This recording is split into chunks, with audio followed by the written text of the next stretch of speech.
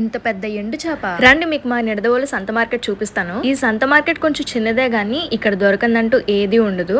Plastic items, బట్టలు, పువ్వులతో సహా ఇక్కడ అన్నీ దొరుకుతాయి. ఇక్కడైతే పాత చీరలు కూడా అమ్ముతున్నారు. ఈ మామగారేమో బ్యాంగిల్స్ అమ్ముతున్నారు.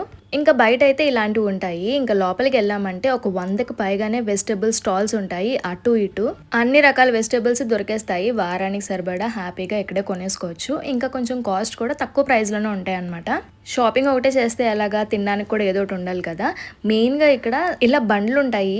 వడలు, జిలేబీ, పకోడీ, మిర్చి బజ్జీ. మెయిన్గా నేనైతే ఈ రోజు సంతకి మిర్చి బజ్జీ తినడానికి వచ్చాను. ఉత్త రోజుల్లో ఈ వీధిలో జస్ట్ నార్మల్గా ఉంటారు జనాలు, అంత రష్ ఉండదు. కానీ సాటర్డే మాత్రం ఫుల్ రష్ ఉంటుంది. ఎందుకంటే నిడదవోలులో శనివారం సంత ఉంటుంది కాబట్టి. మిగతా రోజుల్లో చాలా హెల్త్ కాన్షియస్ ఉంటాం కానీ నెలలో 1-2 రోజులు మాత్రం ఇలా బయటకు వచ్చి ఏదో గడ్డి తినేస్తాము. వామ్మో, ఈ ఎండు చేప ఏంటి ఇంత పెద్దగా ఉంది. నేనైతే ఇది ఫస్ట్ టైం చూస్తున్నాను ఇక్కడ.